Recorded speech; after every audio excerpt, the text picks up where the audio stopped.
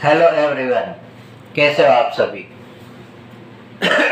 आज हम पढ़ेंगे राइनाइटिस कि राइनाइटिस क्या होता है। राइनाइटिस अपर रेस्पिरेटरी ट्रैक्ट का एक इन्फेक्शन होता है जिसे हम क्या बोलते हैं, राइनाइटिस बोलते हैं। जो नोज होती है उसके अंदर एक म्यूकस मेम्ब्रेन पाई जाती है। म्यूकस मेम्ब्रेन के अंदर जो कि म्यूकस का क्या करती है, सिक्रेशन करती है। जब इस म्यूकस मेम्ब्रेन के अंदर किसी इन्फेक्शन की वजह से वहां पे म्यूकस का सिक्रेशन अधिक होने लग जाता है या फिर वहां पे इन्फ्लेमेशन या फिर स्वेलिंग हो जाती है, तो उसे हम क्या बोलते हैं, राइनाइटिस बोलते हैं। राइनाइटिस बहुत सारी कंडीशन होती है राइनाइटिस की, जिसमें कि कुछ कंडीशन में तो एलर्जन होता है और कुछ कंडीशन में वायरल होता है ना। जो राइनाइटिस होता है वो किसी एलर्जन की वजह से हो सकता है या किसी बैक्टीरिया या वायरस की वजह से हो सकता है, ठीक है। तो उसके कुछ भी कारण हो सकते हैं। फिर आते हैं उसके टाइप्स की बात करते हैं कि जो राइनाइटिस होता है उसके क्या क्या टाइप्स होते हैं। तो राइनाइटिस के 2 टाइप्स होते हैं। फर्स्ट टाइप होता है एलर्जन राइनाइटिस और सेकेंड होता है non allergen rhinitis. Allergen rhinitis में क्या होता है कि यह इन्वायरमेंटल इन्फेक्शन की वजह से होता है। इन्वायरमेंटल इन्फेक्शन मतलब ये होता है कि जैसे कि इन्वायरमेंटल में बहुत सारे पोलन होते हैं, डस्ट पार्टिकल्स होते हैं, ये क्या करते हैं, हमारे बॉडी में एंटर हो जाते हैं, है ना। तो उसे हम क्या बोलेंगे,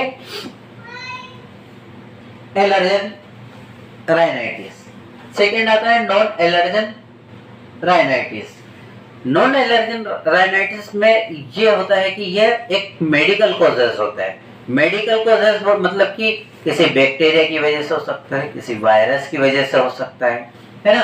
तो बैक्टीरियल वायरस की वजह से इसमें क्या होता है कि एक इन्फेक्टियस राइनाइटिस होता है जो कि बैक्टीरिया और वायरस की वजह से हो सकता है। फिर आता है वेसोमोटर राइनाइटिस।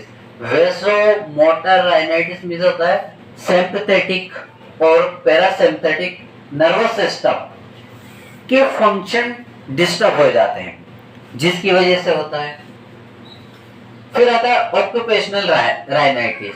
ऑक्यूपेशनल राइनाइटिस में यह होता है कि व्यक्ति किसी भी जगह पे, है ना, काम करता है, जैसे कि फैक्ट्री हो गया, है ना, इंडस्ट्री एरियल हो गया, इन जगहों पे काम करने से उसको जो होगा उसे ऑक्यूपेशनल राइनाइटिस बोलेंगे। फिर आता है हार्मोनल राइनाइटिस।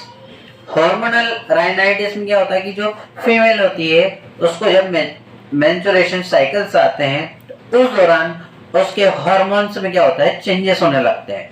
तो उन चेंजेस की वजह से उसको राइनाइटिस हो सकता है, ठीक है। तो ये तो हो गए उसके टाइप्स कि किन किन टाइप्स की वजह से राइनाइटिस हो सकता है। बात करते हैं अब नेक्स्ट हम उसके साइन एंड सिम्टम्स की कि जब किसी व्यक्ति में राइनाइटिस होगा तो उसके साइन एंड सिम्टम्स क्या क्या हो सकते हैं। तो सबसे पहले उसका साइन एंड सिम्टम्स रहेगा नेजल डिस्चार्ज, मतलब कि नाक से क्या, नाक बहने लग जाएगी, नेजल कंजेशन, नाक बंद हो जाएगी।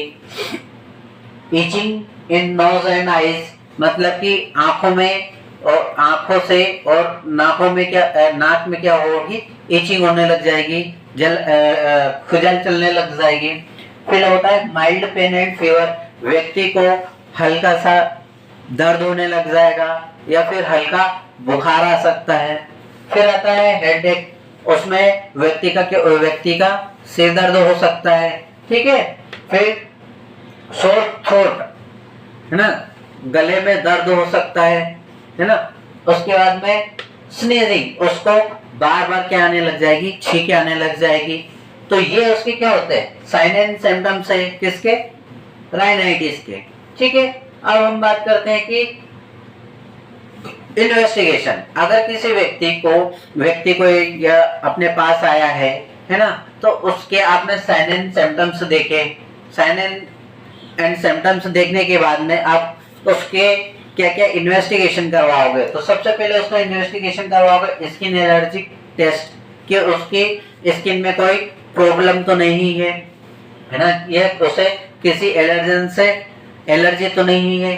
फिर आता है नेजल साइटोलॉजी। नेजल साइटोलॉजी में क्या है, जो अपनी नोज होती है उसके अंदर बहुत सारी सेल्स होती है, तो उन सेल्स की क्या होती है, क्या करवाते हैं, स्टडी करवाते हैं, तो उसे हम क्या बोलते हैं, नेजल साइटोलॉजी। फिर आता है सिटी स्कैन, एमआरआई और एक्सरे। फिर ब्लड टेस्ट, ब्लड टेस्ट में हम सीबीसी करवाएंगे, ठीक है। तो ये उसके क्या हो जाएंगे, इन्वेस्टिगेशन हो जाएगा। फिर बात करते हैं हम उसके ट्रीटमेंट की, कि जब व्यक्ति इन्वेस्टिगेशन करवा के आ चुका है ना, तो अब आप उसको ट्रीटमेंट क्या दोगे, उसको मेडिसिन क्या दोगे। तो सबसे पहले उसको आप दोगे एंटीहिस्टामाइन। एंटीहिस्टामाइन मींस क्या होता है कि किसी व्यक्ति को अगर एलर्जी की वजह से है ना, तो एलर्जी की वजह से उसको राइनाइटिस हुआ है, तो आप उसको एलर्जी को रिड्यूस करने के लिए एंटीहिस्टामाइन टेबलेट्स दोगे, ठीक है। उसके बाद में आ जाता है कोर्टिकोस्टेरॉइड। कोर्टिकोस्टेरॉइड क्या होता है कि वो इन्फ्लामेशन को, है ना, कि किसी इन्फ्लामेशन की वजह से राइनाइटिस हो रहा है, तो उसे हम क्या देंगे, कोर्टिकोस्टेरॉइड देंगे। फिर आता है डिकंजेस्टेशन, डिकंजेस्टेंट में क्या होता है कि जो नोज में कंजेशन को कम करता है। अगर नोज बंद हो चुकी है तो उसके कंजेशन को कम कर देगा। फिर आता है mucus thinner agent. Mucus thinner agent क्या करता है कि नोज के अंदर जो म्यूकस होता है उसको क्या करेगा, पतला करेगा और उसको बाहर निकालेगा। फिर आता है अपने एंटी कोलर्जेनिक एजेंट। एंटी कोलर्जेनिक एजेंट क्या होता है, जो म्यूकस के सिक्रेशन को क्या करेगा, कम करता है, ठीक है। तो आई होप आप लोगों को समझ में आया होगा कि राइनाइटिस क्या होता है।